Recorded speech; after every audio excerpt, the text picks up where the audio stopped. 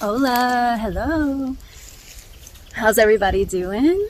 So I'm out here in my garden and it is rainy season, which means fast growing weed season. So most of what this season is managing the weeds. So I just wanted to walk around a little bit and show you what I got going on. Now, mind you, I've done this, all of it by myself. And so it's only just a fraction of the potential, because it's a lot of work and it's a lot on one person. And so, but I was going to show you a little bit about what I got going on. Got a lot of cover crops going right now and some random stuff here and there. So we can go take a look at all of that. And I just love, being around all the plants growing and food and, just life, basically. It's like bringing order to disorder. So this entire yard was just full of weeds everywhere. And these were really bad weeds. And so now there's order here and there's lots of stuff growing, and there used to be a lot more growing, but there's seasons and things come and go. And you don't really grow so many of the vegetables during the rainy season because the weeds are just so crazy. So that's when you do your cover crops to like build the soil and stuff like that. And I'm trying to get these, I forgot to check on them, all these different kinds of melons going. And I did have some success in pots, but then I kind of like let that go because I got caught up in other stuff, and then they outgrew their pots and then they like died. And so I think the animals might be eating them over here. I really want to get those going, and I think it's a good time of year to do that, and I'm like excited about that. But I do have a lot of stuff growing here, so we can take a look at all of it. But I hope everybody's doing well and taking care of themselves. I'm really stepping back into my like total 100% raw foods and light living and my spiritual practices and my physical practices, and I'm feeling better than I've ever felt in my whole entire life. I feel so alive, I feel on fire, and I've got so much to share and so much to do. But there's also, the need to meditate and to be receptive and to be calm so that you can really be mindful about your actions and about your words. So I'm taking time to do that as well. And I really appreciate everyone that's reached out to me. And it seems like there are a lot of options for moving forward with, me getting out there and servicing people and connecting with the greater world. That's been something, because I went so much in isolation, which has been, extremely healing, and it's what God wanted for me.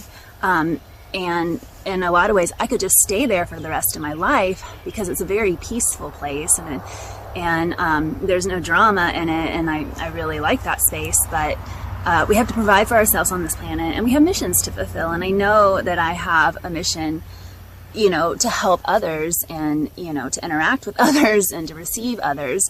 And so I gotta actually put the puzzle pieces to make that happen. I guess I was waiting on someone else to do that, but I gotta do it. So we're in the process of doing it now, and I really appreciate everyone's help. Yeah. And so let's take a look at some of the stuff. Okay.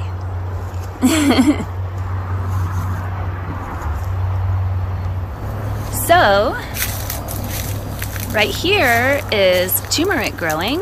I planted that last year and it came back up. So we got a big, I could put a lot more in. I just haven't gotten around to it.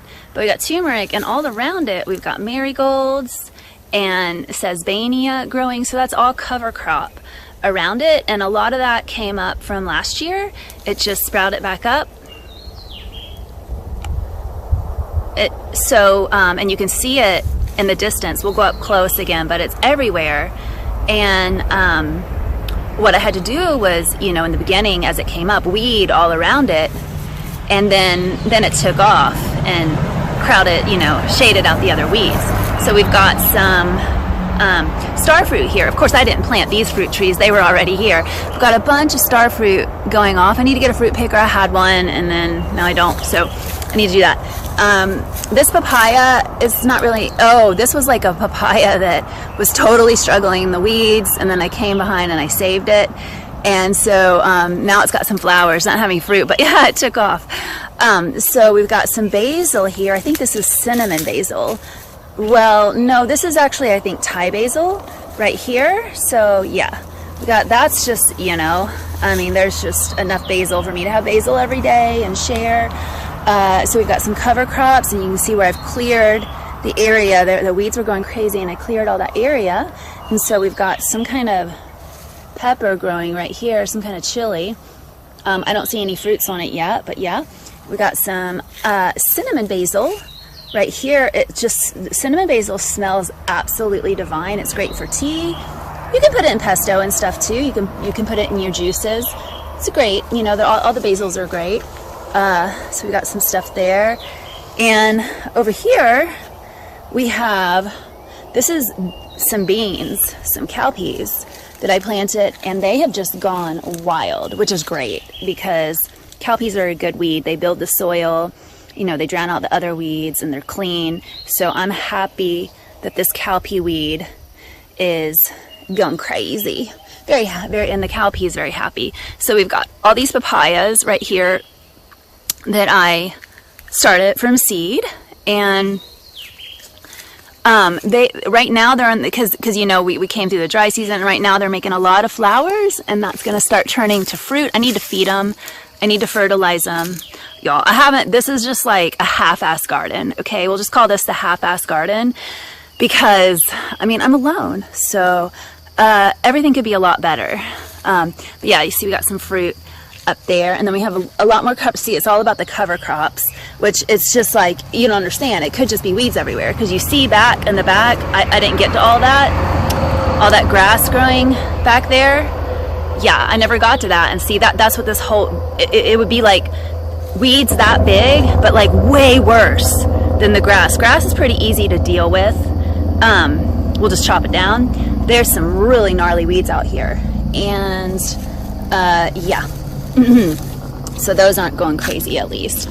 So yeah, we got some really tall Sesbania right there, and that's just, you know, I mean, it's like a couple months and it's like boom, it grows. So I've planted a lot of moringa, and it's starting to just come up, but like you can't see it, but in there and some other places over there. But yeah, over here we have some kabocha squash coming up. I really hope it takes off because I have exhausted all my seeds of it, and I just hope nothing eats it and it takes off, please. And we've got some more zucchini or something or another coming up right there. I need to weed around it and feed it. Yeah, that's a zucchini. And yeah, just random stuff coming up, and we've got more cover crops. And so behind that, I've got, these are a bunch of beans that are gonna grow and take over. And so that's really good. You know, they're cover crops, and I planted a bunch of other cover crops too. We'll see what like comes up. These are ones kind of hanging on from last year. We got some more basil. I think this is the cardinal basil. So we've got some more basil here. The basil's doing really well through the hot season. And look at that giant tree, that giant Sesbania. That's only like 2 months old. What the fuck? They grow so fast. We've got a bunch of lime trees, some lychee trees right here, lychee, whatever you want to call it. It's all good with me. Okay, and so yeah, some more Sesbania. So you can see where I cleared it all, and those were all Sesbania right there. I need to chip or shred that stuff, and it'll make fabulous mulch. My friend cut it down because he doesn't like trees. He just really doesn't like plants and trees that much. So he cut those down, which I'm fine with. They're at a good stage to, I need to mulch it. So this is where I've put a bunch of plants, and they're all coming up. You've got like little baby plants coming up that are going to be big along this wall right here. So yeah, I put all, there's got some bunch of different stuff that I put in. I put those in and they're flowering. So that's really exciting. So you can see the Sesbania right here. So I think I planted this stuff last year and then it came up this year. So yeah, it's a lot of cover crops, which it's just so much cleaner than all the freaking weeds. They were awful. So yeah, look how beautiful everything growing. And then, I mean, just being able to walk around this, if I wouldn't have been tending to all this, it would be completely overgrown and you would not be able to walk around at all. I know, because that's what I started with. So here's a bunch of plants that I put in, a bunch of ornamental plants right here. And I put in all that beautiful plants right there. I don't really know the name of that stuff, but I put them all in all this stuff under the trees. So this stuff kind of is more shade loving. So I put that in and all of that. And what it does is a lot of it died back in the dry season, but then it all popped back up even bigger now. So in the rainy season. So that's really awesome. So yeah, that's some of the stuff I got going on. I have a lot of seedlings coming up right now. I was kind of late, but because I had to get everything cleared first. But I have a lot of seedlings coming up right now, and my main goal right now is just to maintain the fucking weeds. So yeah, these are some yard-long beans that I grew, and I've already harvested a bunch of seeds, but you can see right here, it's not quite a yard, but it's a long-ass bean hanging there. They're climbers. And yeah, this is where I planted a bunch of melons, and oh, look, we've got, I think, yeah, baby, we've got one coming up right there. We've got a baby coming up, so that's really encouraging, and nobody's eaten it yet, so that's exciting. And I don't know if I see any others, but that one gives me hope. Oh, I think there's another little baby coming up right there. So I didn't plant them too long ago, but they don't take long to sprout either. So yeah, there's just little cover crops coming up everywhere. You can see right here. I think that's a type of crotalaria coming up all right there. I don't have a large crotalaria to show you like that. This is a different type of crotalaria. So I think that's what's coming up there. So I just kind of inoculated the entire, all the beds with cover crops, and they should be coming up. Well, they're starting to come up, basically, and I'll just have to maintain them. So yeah, we've got some nice flowers right here, the butterflies, and so yeah, back here, oh yeah, this was all, I had a bunch of trees all through here, and I guess the person cut them down, who doesn't like trees. We got some lemongrass, woohoo, and right here, so this was all gnarly weeds, and what I did was kind of let the purslane, I weeded everything but the purslane, which is also a weed, and I kind of let it take over as a good weed, and it looks really good. And we've got another kabocha squash coming up right there, so that'll go crazy back here, and another one right there, so that's encouraging that I have some to work with, and another one back over there, so that's really good. And then all this purslane right here, I just love it. These are good weeds. So when the weeds are really bad, the bugs get really bad, but especially back here. This is Jamaican cherry tree, and then we've got passion fruit growing. That's a passion flower, and probably got some fruit under there. We just got a bumper crop, so they might not be going off, but there's some under there, Easter eggs, and we've got more Sesbania, so there was a lot more Sesbania back here, but that's okay.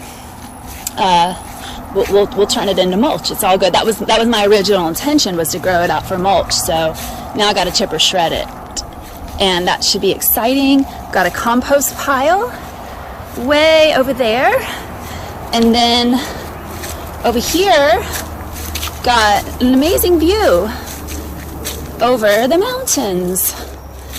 Look at that. Look at that. Look at all that. So yeah, we're just open to nature here. And that's the way I like it. It's not perfect. I mean, you know, there's a highway over there. This is a village. And I can tell you what, we got some volunteer papayas coming up in the compost pile. I can tell you what, I am glad I'm in a village because I don't want to be isolated and all alone. And so I found the perfect spot where, okay. So anyways, I found the perfect spot where there's like a village where I can feel a part of a community, you know, and have people there when I need them and stuff, which is like really important, you know. And but there's just like we're like a village surrounded by nature for miles and miles and miles and miles. So it works for me. Got oh my god, the name of the flowers are slipping my mind right now. But they're kind of, you know, around. Okay. So yeah, we got the bees and the butterflies around, and that's all really exciting. So let's go over to here. There's a lot of plants I want to be growing that I'm not because they're not available, and you know, it's a lot to do on your own. But we've got, look how that moringa. So I cut this back just like not long ago, maybe 10 days ago, to just a stick, and look how much all that green has grown back. And then this moringa, see how it's starting to sprout back? This moringa is awesome. We've got cranberry hibiscus, which is freaking delicious green. It looks like, oh, I know, I accidentally snapped that in half. So that one's nice and healthy looking. I got some more seedlings going, and this moringa is sprouting back too from where I cut it. So all doing that, we got some more cranberry hibiscus. So that's a really nice green in the hot weather. I mean, you don't want to like a total cranberry hibiscus salad, but it's nice to munch on and add to your salads. Really high in vitamin C. So we've got some more sesbania. Look at those. I mean, they just grow into giant trees. It's just so impressive. I just love plants. I mean, it's just a complete and total love affair with me and the plants and the animals. So, yeah, we've got some cucumber coming up right in there, and I'm gonna have to watch that and see how it does. I just planted that, and should be coming up in other places in the out here too, but maybe it's not yet. Yeah, I'll have to keep an eye on that. Oh. So right here, I've got the butterfly pea, the blue butterfly pea, and it's making a bunch of peas, so I'll get seeds out of that because I've used all my seeds for it. But it's doing really well growing up this fence, so this is a great fence climber to create, you know, like some privacy, but not too thick. It's perfect. But on the other side of the fence is the forest, so pretty lucky there. I had tons of greens growing in all these beds and other vegetables and stuff like that not too long ago, but that season is come and gone. And now it's weed management. So we got some butterflies, and the butterflies love the garden.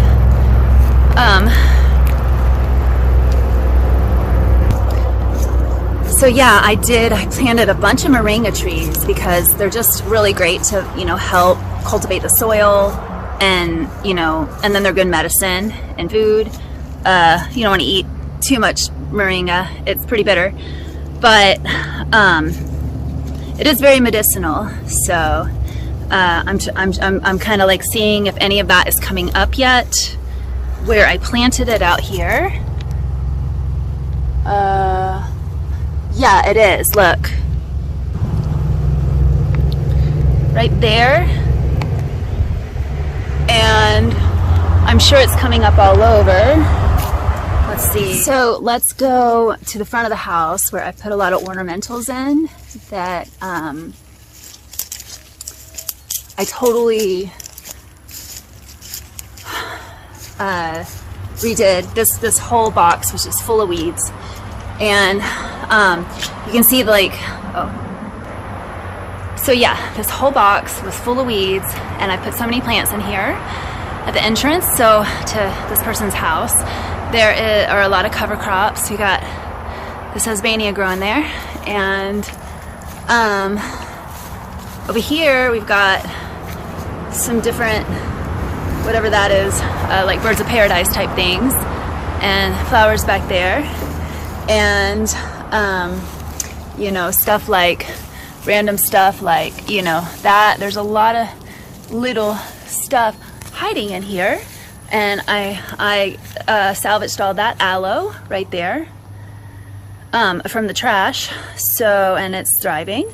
I did that last year, and I put a bunch of that, the tea plants around, and this is like a bunch of like low growing ground cover type stuff, and that's all over the place in here. So that's really exciting. And so yeah, I mean, it's just really clean, and it gives him some privacy, and it gives a nice, you know, entrance and everything. So that's really nice. And so I just put that tea plant in, so it's kind of dying back, but it's alive. And so we got some of this, and if you come to the back, it also looks really nice. And there's just a bunch of, I put a bunch of stuff in that's going to be, so like in a year it'll look better, you know. And this is a really fun plant. They like shade, so I put them here in the back. And these are the ones, I put this one in last year, and I put that one in last year too. And they'll grow up. They'll grow up. I need to give them, well, they like a little light, so you know, they don't like dense shade. They like bright shade, bright indirect light. So yeah, and that tea plant I put in last year, so you can see. And then I put a bunch more in, and they'll grow, but they're small right now. So you got to be patient, you know, with the gardens and everything. You just got to be patient. But if you're patient and you tend to it, and you nurture it and you weed it, then it'll grow, and it'll give you something beautiful, and you can transform, you know, your yard and your space, and you can bring beautiful plants into it. And plants are our friends. You bring a whole bunch of friends into your space. So that's always really exciting. So thanks for taking a tour with me. It's not much. I mean, I wish it was a lot more. One day, when there's a you know, tribe, or at least one other person who knows what they're doing, and resources and stuff like that, that would be wonderful. But this is what I've done on my own. And so yeah, so there, right there is a soursop tree in the back, and we've just harvested off of it, so it's taking a little rest right now. And you know, sometimes our trees need to rest too, so they can give us abundance in the next cycle. So yeah, this is the garden. So if you know, it's just great that you know, so a bunch of cover crops are starting to come up in all these beds, and I'll weed whack in the middle of the beds and just keep it maintained. It's just about keeping it maintained in the wet season, you know, so that it's not overwhelming, and so that when October rolls around, it'll be clean and ready to go, yo. And you just cut the cover crops, chip or shred them, or just chop and drop, and it will feed your beds. So that's all really exciting. I really got to attend to this. That's where a helpful male or female, it doesn't matter, but other hands would definitely be beneficial to, you know, help get stuff like that done. There's so much to do.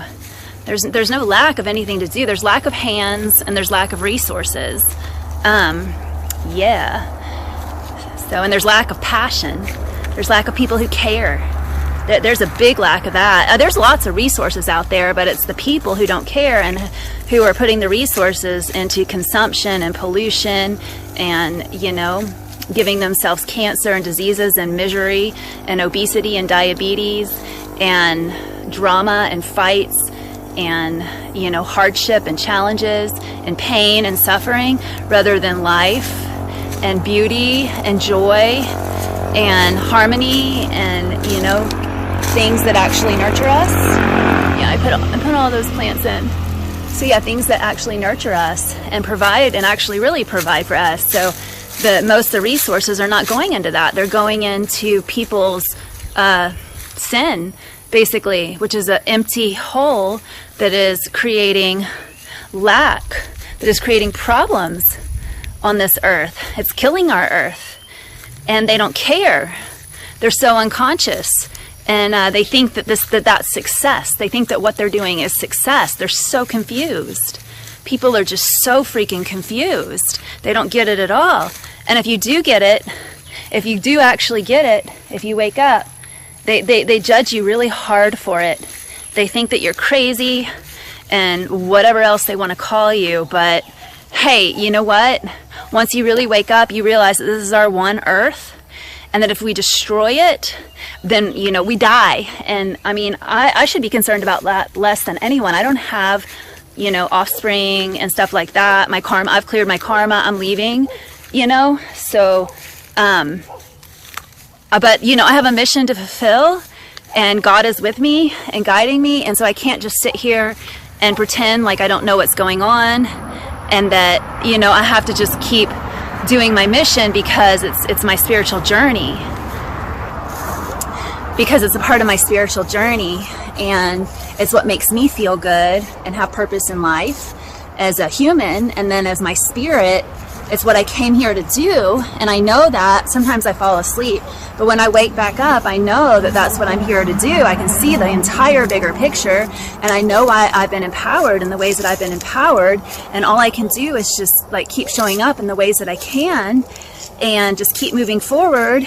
And that's all I can do. And, you know, I'd love to share that with some people, but it's definitely been a very lonely road. And you can't force people into an awakening that they're not ready for. And most are not here to have this level of awakening or wake up at all. They're here to be a part of the problem. And, you know, that, and you know, maybe I was that in past lives or whatever, but they're just here to be a part of the problem, and to like give themselves more bad karma, and to just suffer and be in confusion, you know, and be deluded and fall for all the temptation, and then just stay in that cycle. And that's what they're here to do. And I personally was tired of watching that movie, so I'm kind of a renunciant, way out in nature, because I think nature is a lot more you know, inspiring and interesting and friendly, and, you know, and helpful to me, because nature inspires me to be healthy and to be simple and to meditate, you know, and to be one with all, and to understand diversity and ecosystems. And you know, there's many different plants in a healthy ecosystem. If you just have one different type of plant, you know, like you would have one different type of race or religion, like they want to do in the United States under the authoritarian Christian nationalism, well, that creates a weak ecosystem. And that one, you know, one insect raid, and it's all over. You know, one disease, take it all out, you know. And so that's a weak way to exist on the earth. And diversity is key. Diversity is what's key. And that's what creates a healthy, thriving, you know, a healthy, thriving ecosystem that's going to sustain, you know, the threats that come against it, because that does happen. So I look to nature for my inspiration, and we are a reflection of nature. And so we should mimic nature. If, you know, the healthy nature that we see, like this. Look at this. It's a tall that's a tall crotalaria right there. So yeah, it's just going to get bigger. And look at all the different kinds of plants around, you know, and that's nature for you. So yeah, nature is my inspiration, and I try to be like nature. And sometimes that's hard, and sometimes that's really hard because humans are currently trashing Mother Nature, totally disrespecting, polluting, using, abusing, trashing, and killing Mother Nature, stealing for their own selfish pleasure, and stealing so that they can control others. So humans are totally deluded about what, you know, they're really supposed to be doing, and they're caught up in this fear paradigm and they create an illusion of scarcity, which is totally an illusion. And they create that so that they can control others with the resources that they hoard. And that's like a cancer on this planet. They're predators. And so I don't want to be a predator, you know? And I don't want to just waste my life here. And so I knew that I was supposed to become one with nature, that was, you know, what I was supposed to do when I came to Earth. And I've known that since I was a kid. I've been that way. And so that's what I'm going to do. But it's very difficult because as I become one with nature, I also embody all of the pain and suffering that nature is going through. And it's a lot to take on. And they don't have compassion. I mean, do you think these people that are abusing it, which is most of humanity, it's some of you watching this right now, that's you, you know, and I forgive you, you know, and I love you and I understand it's very hard and it's very confusing, you know, and we're indoctrinated and then we're put into survival. And then we just got to do what we got to do to get by. And I'm walking the same, you know, rope as all you guys, and I just got really pressured, and somebody is really wanting me to suffer, but I'm rising up. I'm taking the shit that he throws me, and I'm rising above it, and that just pisses them off more. So it's a war. It's basically a war. I'm at war, and I have to stay strong. I gotta stay strong. So I've moved into, you know, lots of fasting. I am light eating, but I'm feeling, and you know, I don't want to talk about it too much because I know it triggers a lot with a lot of people, but you have to understand, I'm just on my spiritual journey and, you know, kind of listening to God and trying to do what God tells me to do. And God wants me to be in the light and very light. So the whole breatharianism thing, yeah, we don't need a lot of food. Basically, we have way more energy, life force, and power when we allow our batteries to be fully electric and illuminated and flow, you know, real effortlessly. We're not supposed to be full of food all the time because when you stuff it full of food, it really diminishes the electricity. So I like to be full force electricity, and God is really guiding me into that, and I feel great. I've done a lot of preparation to be transitioning into this right now, and you know, I still believe that we're supposed to eat. We're just not supposed to eat a lot. We don't need. I believe that heaven, and I believe we're here to embody heaven on earth, and I believe in heaven. You know, there's just abundance everywhere, but you don't need it. And you just take little nibbles, but it's like you don't need to stuff yourself full of that stuff. Our energy comes from prana. Our energy comes from source, not food. That's just the truth. Food is a gift to us to enjoy, and you know, it's good to stay hydrated, but we don't need what we think we need. And when you get your body, you know, completely cleansed out and healthy and aligned with source, you start to see the truth. It's a process. I've been on this journey for over 2 decades, and you know, I've done a lot of fasting, I've done a lot of soul searching, I've done a lot of growing food, I've done a lot of eating from the earth, I've done a lot of meditation and communion with God, and I'm just listening to God at this point, you know, telling me to put one foot in front of another. And so that's, you know, what I'm doing, and I'm going to go with what blesses me and the most and others, and what feels the best, and you know, what people what lights people up around me. And I'm always just going to do that. I don't want to upset people. I don't want to cause anyone problems. I don't want to take from anyone, you know, and I just want to bless people. And so I'm going to do whatever it takes to bless people, because this life is so short, and then we go home, you know. And so I don't want to waste it. I want to show up, and showing up can be hard sometimes, but it's what feels the best, and it's what sets you free. It's what ultimately sets you free. So the journey isn't easy, and there's going to be a lot of challenges, and there's going to be people who don't like you, and that's just part of it. So you got to get really strong on the inside.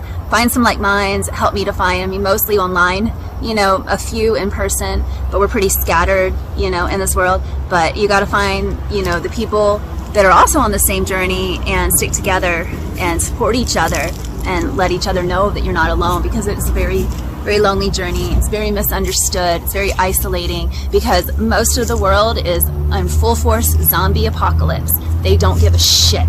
They're going along with whatever they're told, and they're going along with whatever food is put in front of them. The cheaper, the better.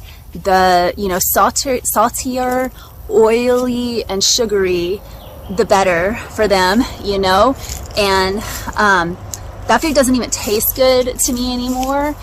Their taste buds are damaged. They're numb. They're desensitized. And so they don't even realize, they think the stuff that tastes good, it actually tastes like total crap. It's like not even edible. And you start to realize that the more that you eat real food. But it's a process. I used to like all that stuff. And I'm not going to lie. I have my things that there's a few things where it's just like, what was one of the things, like French fries? That was one of my things, it just was like, when I really wanted that comfort food, but that is not good. Not good for you. So, I understand all of it. But I'm really needing to show up right now. So that's what I'm doing. So anyways, thanks for listening.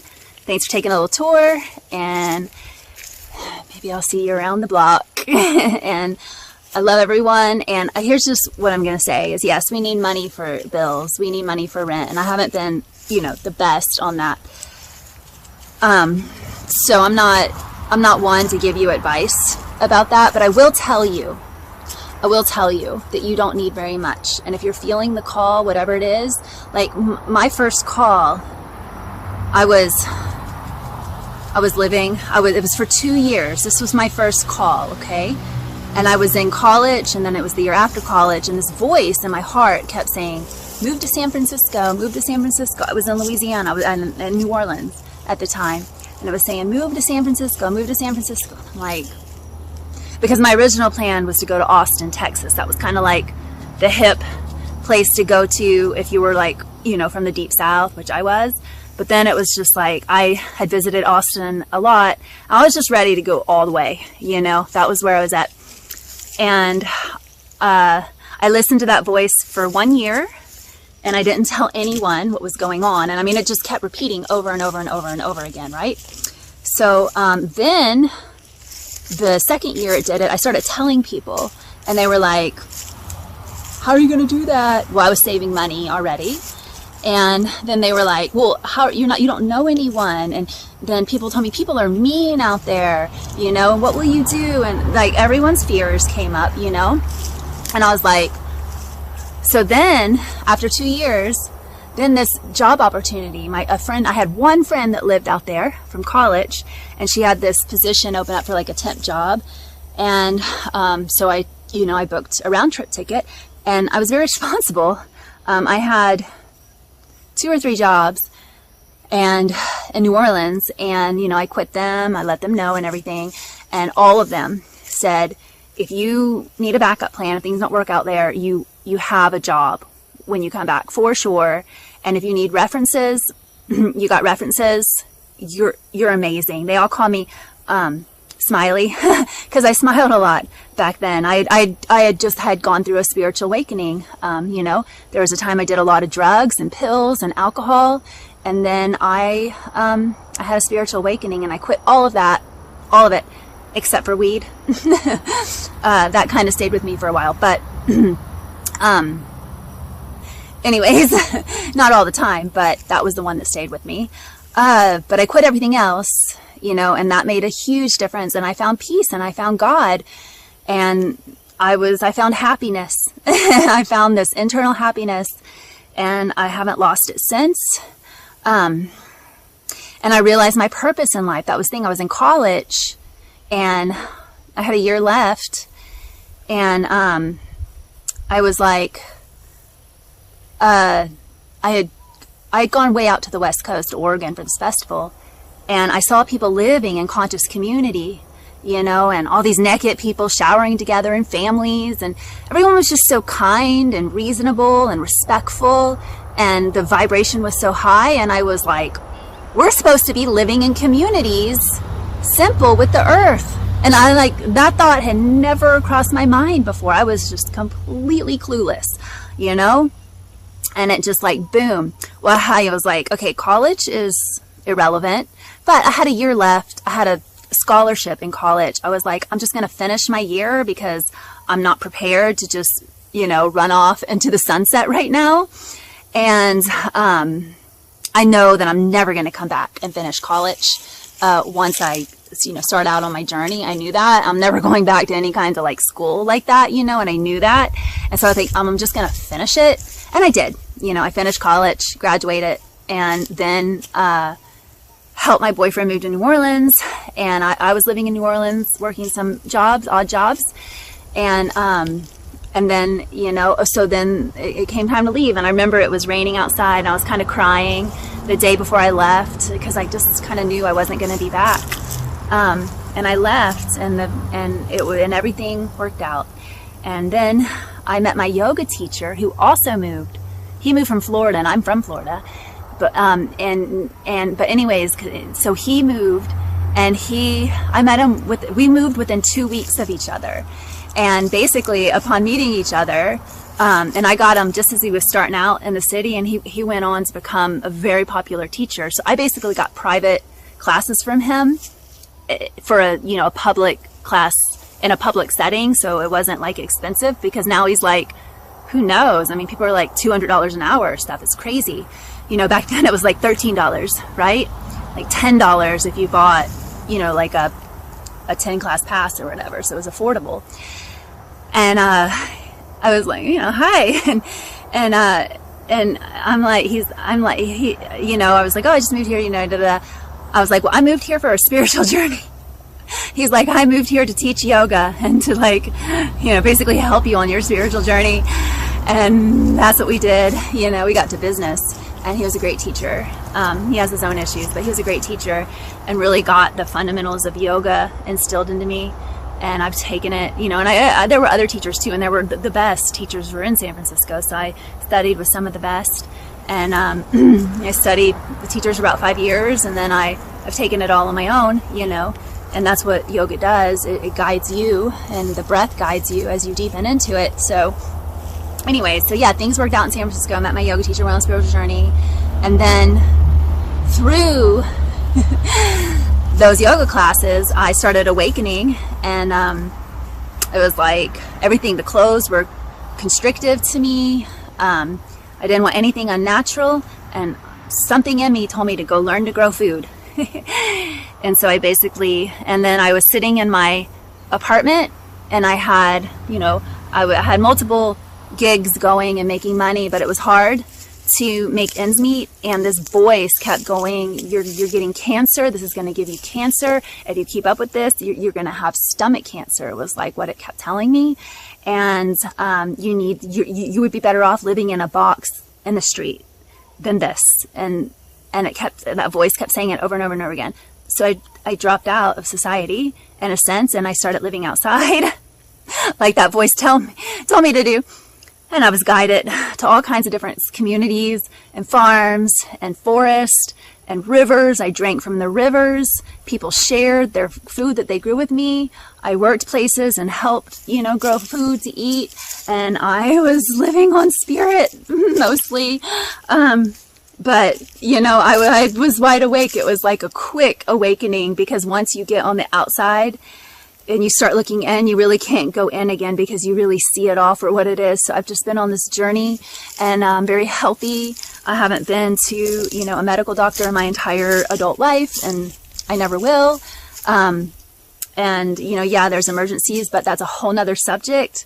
I believe emergencies are man-made. And when you align yourself with nature, then, you know, fully, not like I'm killing animals and eating animals from the forest. That's nature. No, when you become one with source energy, then the emergency energy disappears. So I already am like planning my death, and how it's all going to happen and everything. So I'll have a conscious death. I hope to have a conscious ecstatic death. And I'm not going to need the medical establishment. That there's no way. So I'm free from that. And I'm here to help others achieve the same thing. Maybe one day I can tell you, I can help you achieve total financial freedom and liberation, but I can't tell you that right now. I can't offer you everything. I'm sorry. That's not me. But, you know, I can tell you how to listen to your spirit guides and to put one foot in front of another, and you'll be guided and you'll be provided for on that journey. And so I can tell you that. I can tell you how to heal your body and your mind and your soul. So I can definitely help with all of that for those who are interested in it. And this is not a band-aid.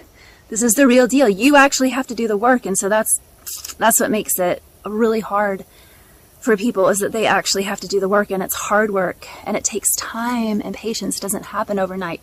But I've learned a lot on my journey. So there's a lot of things that if I would have done 20 years ago, I would have been, you know, where I am right now, would have been here a lot earlier. So that's where I can help you, is I've learned from my mistakes, and I've learned a lot on the way, and now I know, you know, what it takes. So I can help you achieve, you know, your healing much quicker than I did. If you do it and you stick to it and you're dedicated and you're consistent, then it's possible to transform your life completely. And what's outside of us is a reflection of what's inside of us. And so as you heal this within, then your life will heal. And yes, I just went through a huge drama over this Lion's Portal of letting go of a toxic energy that has been, you know, attached to me. And I own it, you know. It was attached to me because of things I was doing. And I just finally was like, enough is enough. I don't want this entity attached to me. You know, I don't want any more of this. I want to be totally free. And so I did what it took, and now all this energy is falling away, and I'm in the emptiness right now. I'm totally in the emptiness. I'm trying to have faith that it's all going to work out, because I've been through this many times before, and I know, you know, and I know what spiritual masters say. So I've done, and it's all happening. So I'm in the emptiness, and I'm just going to be in that right now. Yeah. So anyways,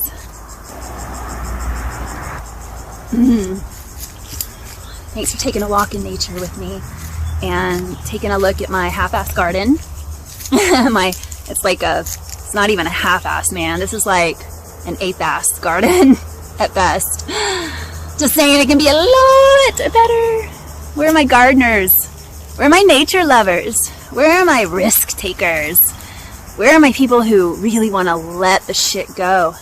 Because you got to let it go in order for new. That's the thing. You got to let it go. You got to let go what's holding you back. You got to step into the abyss. You got to step into the unknown. You got to have courage. You have to. You have to. You got to let go before the new can come in. You got to have the ending before the beginning. So we're the people who are fed up with being sick, with suffering, with feeling bogged down, with, you know, feeling like they're in this matrix prison where everything's artificial and they want change. And maybe they've saved up a little bit, you know, and prepared a little bit for something, and they're not quite sure, but they're ready to take that step. You know, those are my people. That's who I was. And those are my people. So I'm calling those people in. Thanks so much.